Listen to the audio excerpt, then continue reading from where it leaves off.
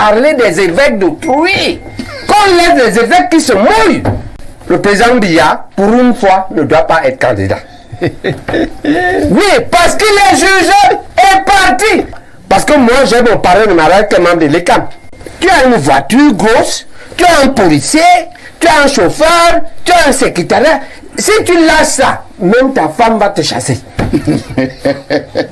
Pourquoi tu vas aller lâcher ça? Et donc pour ça, l'ECAM est pour le président Biya dès maintenant jusqu'à la fin. Il ne peut pas nier. C'est humain. Comment tu veux qu'un être humain, comment il va faire quand il va arriver chez lui sans sa voiture, son policier, mon parrain là? Il arrive chez lui, mon professeur, j'ai même les professeurs là-bas et les collègues. Hein? Comment il va faire pour arriver chez lui? Comment est-ce qu'il va rentrer là-bas? Même son village va le chasser. Bien sûr. Je vais répondre à ta question. Oui. Mais elle n'est pas fondée. Ce n'est pas ça le problème. Le problème, c'est quoi? Le problème, c'est que la candidature la pose problème pour deux raisons fondamentales. Lesquelles? La première, qu'on dit qu'il est juge et parti. On veut faire la course. Lui, il a déjà nommé celui qui a le chronomètre. Qui va dire qui est premier, qui est deuxième. C'est l'argument clé. On dit que l'autre argument, c'est que, ok, on peut accepter ça. Les régimes autoritaires forts de longue durée ont développé la Chine. Mais son bilan est catastrophique. L'UPC est perturbé à son intérieur par le système, le parti État. Moulinex perturbe, il nomme à l'intérieur. Ah bon? Oui. Pourquoi tu dis ah bon, tu sais pas ça?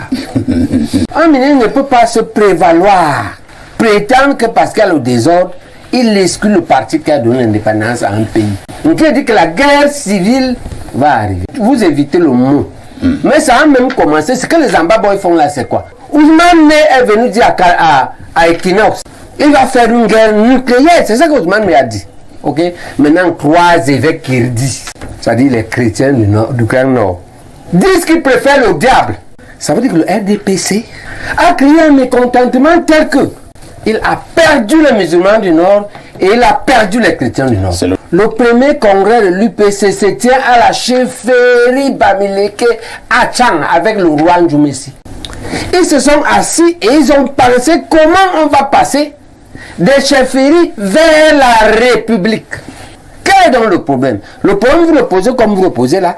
Parce que vous regardez là où le Cameroun est tombé, non là où il a glissé. Après avoir systématiquement éliminé politiquement et militairement les pères fondateurs qui ont pensé la République, on l'a remise aux gens qui avaient pour mission fondamentale continuer l'œuvre du colon, c'est-à-dire piller le Cameroun pour leur remettre. On a raté l'indépendance. C'est le pays est entre les mains d'un système qui sert le colon. C'est ça le problème. Il faut rompre avec la colonisation et refonder notre république. D'accord? Vous avez vu une fois, j'étais un peu contre le jeune Débé au Tchad, mais depuis qu'il a rompu, moi je soutiens Débé.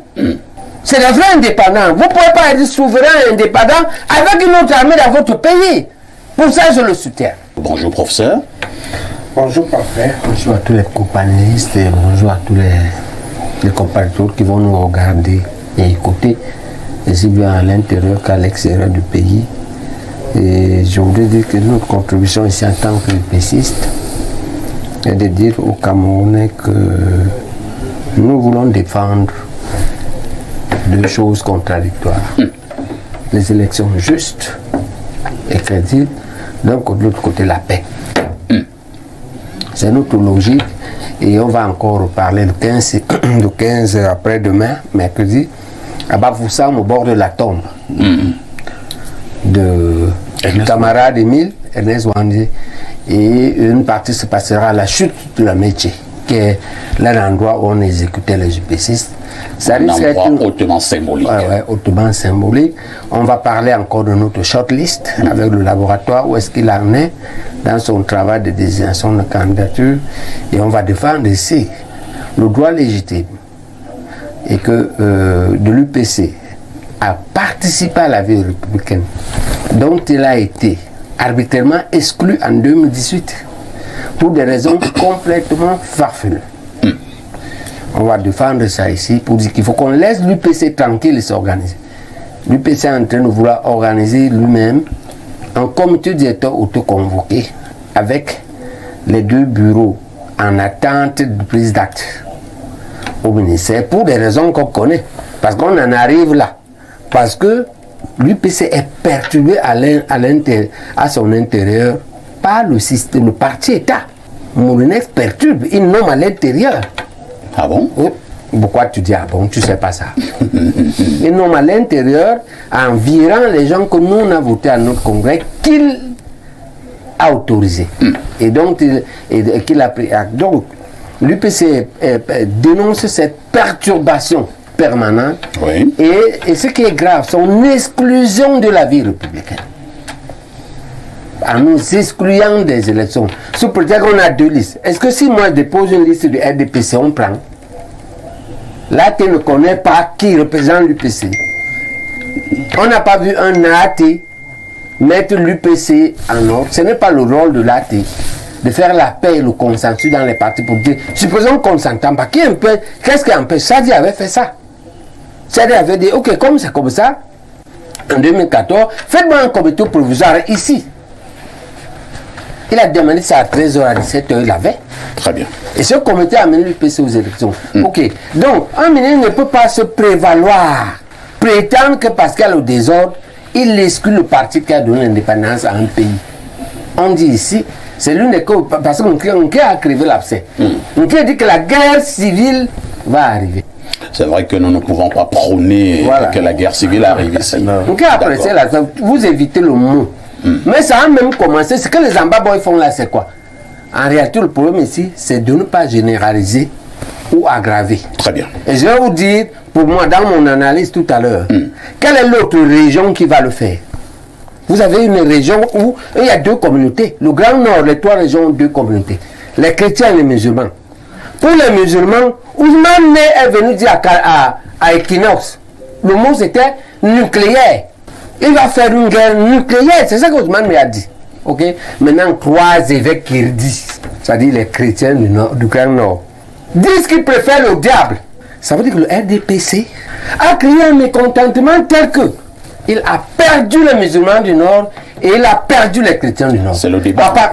Oui, le débat. À partir de ce moment-là, le prochain front, c'est comme qui dit là, c'est au Nord que ça va s'ouvrir. Si, et nous ne sommes pas venus ici pour stigmatiser, le but de l'UPC est de plus en plus de proposer au parti d'État ses réflexions sur les voies et méthodes pour diminuer cette tension-là et aller vers les élections crédibles et justes.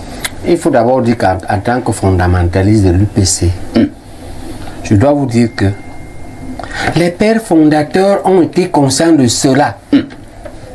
Ils ont vu cela. Et la preuve, le premier congrès de l'UPC se tient à la chefferie Bamileke à Tchang avec le roi Ndjoumessi en 1950. Il en devient le président.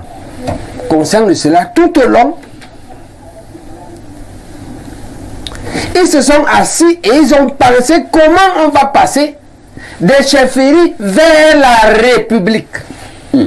Ce n'est plus les mêmes règles. Ce que Messaga dit là, avec tout le respect, est valable dans les systèmes traditionnels, dans les villages, dans les tribus.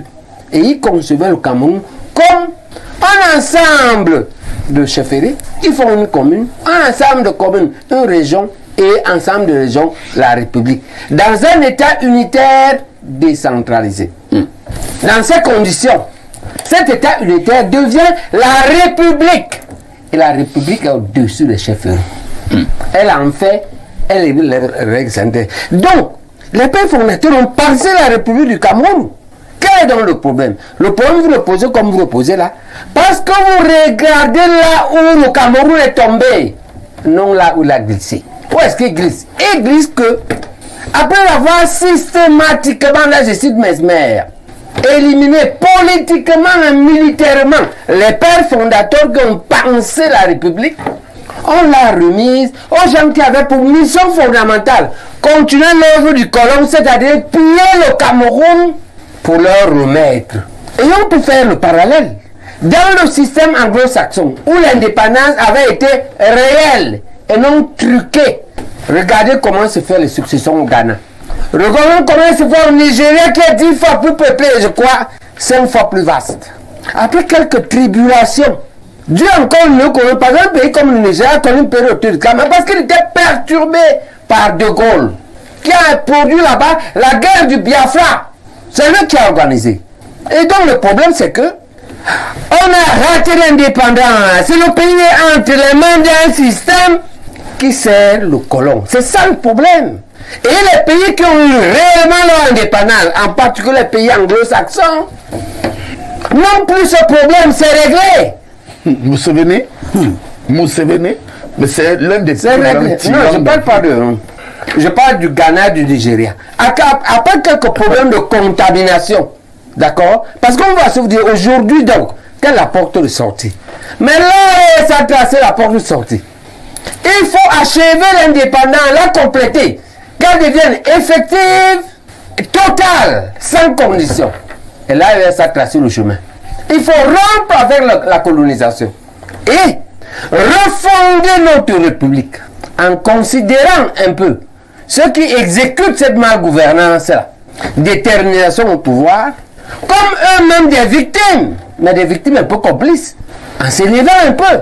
Le Cameroun et les autres doivent se refonder et s'aligner sur le modèle de l'AES qui est en construction. Le Sénégal a tracé le chemin parce que là, ils ont dit c'est les militaires. Mais peu importe, parce que nous, on regarde les résultats. D'accord? Vous avez vu, une fois, j'étais un peu contre le jeune Débé au Tchad, mais depuis qu'il a rompu, moi je soutiens Débé. C'est le vrai indépendant. Vous ne pouvez pas être souverain et indépendant avec une autre armée dans votre pays. Pour ça, je le soutiens. Et nous le soutenons. Donc, pour répondre, pour dire très clairement, oui. Le problème de la difficulté de succession est le problème qu'on a arrêté l'indépendance. Et sa solution, c'est un, conquérir notre indépendance totale, et deux, s'asseoir pour refonder notre pays. Dans une logique de république, et donc d'alternance systématique au pouvoir, après un certain délai, d'une part, et d'autre part, dans une logique de progrès vers les États-Unis d'Afrique, vers l'État panafricain. Ok. C'est ça le problème. Merci. Mais si nous restons dans le système néocolonial, la conséquence est là. Ok? Quand tu es au pouvoir, le colon te soutient, non? Et te donne tout, non? Tu restes au pouvoir. Merci. Tu crois que le pouvoir est devenu la chefferie de chez toi. Un pays est devenu la chefferie de chez toi. Donc le Cameroun était un lamida de Garoua, ou bien celui qui est la chefferie de Mvobeka. Et les deux ne sont même pas de sang princier. Ni Aïe, Johnny Biya. Voilà. Le Cameroun est devenu ça. Merci. C'est compris, professeur Baïbek. Professeur Baïbek est encore très calme. Il faut qu'on lui passe aussi la parole. Donc, professeur, je reste sur la même longueur. Hein. Moi, je veux trouver des solutions. Que faisons-nous? Il y a Bléo a donné une solution à court terme. Oui. Bléo dit à court terme, il faut bousculer. Et qu'est-ce que vous mettez dans bousculer? Voilà. Ce qu'on met dans bousculer, il y a plusieurs choses. Oui. Il faut faire l'équilibre entre ce qu'on veut et ce qu'on risque. Ce qu'on fait, on bousculons. Oui. Ok? Il faut dire que non. 42 ans, ça va. Va te reposer, papa, patriarche. C'est une pression. Il faut l'écrire. Il faut faire la lutte politique. Ce qu'il faut éviter, c'est d'arriver à un excès qui nous fait glisser vers la guerre civile. C'est une méthode. Maintenant, moi je pense qu'à long terme, l'INPI propose à long terme, c'est éduquer les enfants et la jeunesse. Que vous voilà qui venez. Les exemples de tour de longueur au pouvoir ont abouti presque tous à la déchéance de l'homme et de son système. On les éduque comme ça. Que toi-même, sache que lorsque tu dis trop, tu prépares ta déchéance et la déchéance du pays. Et c'est pour ça que les gens doivent arrêter de parler des évêques d'autrui. Qu'on laisse les évêques qui se mouillent. Et maintenant, qui donnent d'autres arguments. Et le principal argument ici, ou le plus solide, c'est quoi? Il faut que les Camerounais comprennent. Les élections présidentielles arrivent en septembre. Ah non. Si le président Biya est arbitre et candidat, ça se passe comme si on fait une course de 100 mètres. Il y a 10 coureurs. Mais celui qui tient le chronomètre là-bas pour dire qu'il sera premier, deuxième, troisième, un nommé peut être révoqué Et quand il veut parler un des coureurs, voilà le principal argument qui fait que le président Biya, pour une fois, ne doit pas être candidat. Oui, parce qu'il est jugé et parti. Il a toujours été. Mais son âge est un argument secondaire. Mais le principal, c'est que si on parle là-bas, tu vas encore gagner. Parce que l'être humain est comme ça. Si tu peux le nommer et le révoquer, quand tu veux, même quand tu ne lui demandes pas, il veut te plaire. Parce qu'il veut sauvegarder la petite vie que l'ECAM donne là. Parce que moi, j'ai mon parrain de mariage qui est membre de l'ECAM. Tu as une voiture grosse, tu as un policier, tu as un chauffeur, tu as un secrétaire. Si tu lâches ça, même ta femme va te chasser. Pourquoi tu vas aller lâcher ça? Et donc, pour ça, l'ECAM est pour le président Biya de maintenant jusqu'à la fin. Il ne peut pas nier. C'est humain. Ce n'est pas parce qu'on est au Cameroun, ce n'est pas parce que... Très bien. Voilà. Et donc, maintenant, le laboratoire peut s'entraîner pour réfléchir, pour lui proposer une solution. Oui. La solution, c'est que, à l'Assemblée de mars, là, le RDP élabore un projet de loi qui rend donc le président Biya non partisan. C'est-à-dire qu'il va à une compétition. Ce n'est pas lui qui nomme les arbitres. On nomme une structure neutre. Professeur, vous imaginez ça possible? Non, mais on lui donne qu'il ne fasse pas. Est-ce que la RDPC peut faire? Attends, on fait des propositions blaireaux. Qu'il ne fasse pas. Que cette commission soit composée de 10 personnes. Un évêque, c'est eux qui ont commencé publiquement. Un imam, un représentant des musulmans. Un pasteur représentant des protestants. Et maintenant, un représentant de chaque parti politique. Mais là, vous avez pris les églises. Attends. Et ils sont pas suffisants. Ils n'ont pas pris le courage de dénoncer. Les églises. Et ils ne représentent pas ceux qui pèsent dans la société. Les partis politiques représentés à l'Assemblée. Ça fait une commission. Cette commission-là valide et les camps.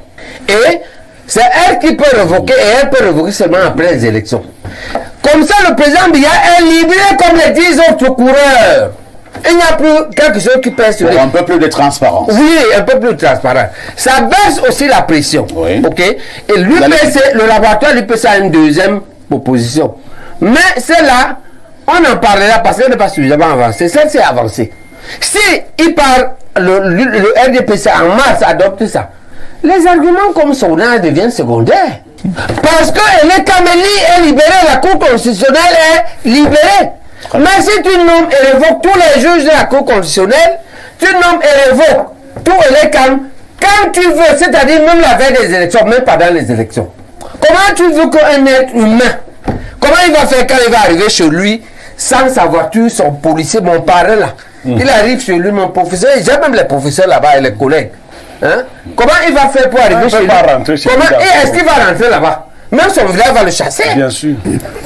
Je vais répondre à ta question. Oui. Mais elle n'est pas fondée. Ce n'est pas ça le problème. Le problème, c'est quoi? Le problème, c'est que la candidature la pose problème pour deux raisons fondamentales. Lesquelles? La première, qu'on dit qu'il est juge et parti. On veut faire la course. Lui, il a déjà nommé celui qui a le chronomètre. Qui va dire qui est premier, qui est deuxième. C'est l'argument clé. On dit que l'autre argument, c'est que, ok, on peut accepter ça. Les régimes autoritaires forts de longue durée ont développé la Chine. Mais son bilan est catastrophique. Donc, à partir de ce moment-là, est-ce que la question qu'on va poser au Cameroun, c'est que, moi, ce que je dis à la jeunesse, et ce que je dis aux militants de l'UPC, on ne va pas aller est-ce qu'on doit aller se suicider pour qu'il ne soit pas candidat? Non, on met la pression. S'il écoute, c'est pour son bien, c'est une belle porte de sortie. Parce que s'il va, et gagne, tout le monde va dire, ok, donc on exagère pour rien, le type va gagner avec un élecable neutre. S'il va, il perd, il sort honorablement. Donc, dans tous les cas de figure, c'est favorable pour lui. Maintenant, s'il s'entête, parfois par cause de lui-même, parce que ça lui ressemble, pourquoi dire que ça lui ressemble? Un UPCiste officier de l'armée qui était dans le coup d'état du 6 avril, arme en main, c'est Ivo et lui qui ont défendu. M'a dit que ce type avait dit, quand ça chauffait dehors, que ben, si le Cameroun doit brûler à cause de moi, laissez-moi sortir comme tu. Donc le président Biya a déjà reculé verbalement devant ces gens dans l'histoire. Mais c'est ces gens qui avaient forcé, qui avaient dit que non, ce n'est pas républicain. Tu ne vas pas te livrer. Maintenant, s'il ne le fait pas, est-ce qu'on va aller se faire écraser? Est-ce que moi je dois vous envoyer vous faire écraser par Mourinès qui a déjà un antécédent d'avoir été, c'est ce frère qui ont dit, la cause directe de la guerre. Au point où il ne peut plus aller aujourd'hui dans son village, comme on va au village. S'il n'y a pas la gendarmerie, l'armée ne peut pas. Est-ce que je vous envoie entrer dans sa machine pour que vous écrasez? Je dis non. Pourquoi? Question de l'histoire. Parce que j'ai dit premièrement en vision canadienne, parce que la seule façon d'accéder au pouvoir n'est pas la présidence. Vous pouvez aller au législatif et au communal, avoir quelques mairies, avoir quelques députés, et parmi ces députés, avoir des gens comme Cabral. Si vous en avez 3 là-bas, est-ce que l'Assemblée là va encore continuer? Elle va diminuer au moins cette bêtise. Si toi parfois ici, si Blaireau, si Messanga, si des gens comme ça continuent à critiquer, l'un des moteurs de la malgouvernance est l'opacité. Quand les gens savent qu'on va dire la malgouvernance va diminuer, sur la base de cela, parce que vous aurez pris une partie du pouvoir à l'Assemblée, parce que vous aurez pris une partie du pouvoir dans les mairies, la pression va diminuer et naturellement le président, non, elle va partir parce qu'il a atteint l'âge où sa famille part. Eux meurent là-bas à 100 ans, c'est leur famille, c'est Dieu qui leur a donné. Il n'a donc pas encore atteint 100 ans. Mais il est proche. Vous ne pouvez pas, moi je ne veux pas vous envoyer aller Mourinès, il va vous tuer. Attends, Mourinès, il y a des 1000 anglophones morts. Maintenant j'envoie encore 10 000. Que j'envoie les gens aller dans la machine de Mourinès parce que vous ne pouvez pas attendre 3 ou 5 ans. Professeur, parce que dans 3 ou 5 ans, il n'est plus là. Il n'y a pas un parti néocolonial au Julatis qui a survécu au départ de son leader. Premier argument, vous pouvez avoir une parcelle de pouvoir qui vous permet d'exister politiquement, de continuer la lutte, de revendiquer. Deuxième argument, vous allez conquérir, être féroce quand il ne sera plus là. Pourquoi? Parce que cette élite comme cette cour constitutionnelle n'aura pas de dette vis-à-vis du prochain. Parce qu'ils ont une dette historique vis-à-vis des biens. Si une autre personne devient président, quand il ne sera plus là, quand Dieu l'appellera, les gens de l'État ne devront pas. Et donc, vous pouvez faire une meilleure compétition. Pour ces 2 arguments, et le troisième, dans ces conditions, vous implémentez un changement. Mais il est avantageux par rapport à aller au changement brutal, parce que là, il n'y a pas de mort, il n'y a pas de veuve, il n'y a pas d'orphelin, il n'y a pas d'amputé. C'est pour ça, c'est ça que je dis aux Camerounais. Et je dis à l'opposition que mettons la pression, mais fixons-nous les lignes rouges à chaque fois où on va s'arrêter. Très bien. Hein? Et accepter un changement progressif. Je pense que, moi j'en appelle ici à Limbe, il s'est montré le leader. On peut aussi former une association, une sorte d'association pour la transition pacifique, pour s'adresser au peuple, continuer à éduquer le peuple, à le préparer à cela. Parce que le risque, c'est que tout ce qu'on dit là, on glisse dans la guerre civile généralisée. Et moi, je ne veux pas ça. Parce que moi, attends, ce n'est pas par théorie. Moi, je suis un enfant né de 2 parents déplacés de guerre. Donc, je connais les histoires. Je suis un enfant dont on a tué le grand-père paternel à Ezeka. Pour ça, donc on a déplacé le grand-père maternel de Nobianga vers Edea. Je suis un enfant qui, à 4 ans, j'ai vu la rebelle en brousse. Je leur ai donné le courrier. Et j'ai vu, et des morts, et ainsi de suite. Donc, je pense que c'est une expérience douloureuse. Et c'est que nous, on a fait 4 guerres. On les a perdus tous. Je ne peux pas vous appeler à la guerre aujourd'hui. En tout cas, moi, je n'ai pas l'âge de conduire la guerre. Donc, je suis un militant, un défendeur de que, à la fois, je défends 2 causes contradictoires. Je suis pour que le changement se fasse, que le président se positionne en arbitre, ou bien en candidat. Très bien. Mais un candidat avec un arbitre neutre. S'il insiste, chez ton professeur, on accepte le changement lent, non pas le changement brutal. Pour ne pas dire qu'on sait comme les Amba Boys aujourd'hui. Là, voilà 8 ans, ce n'est pas fini. Très bien.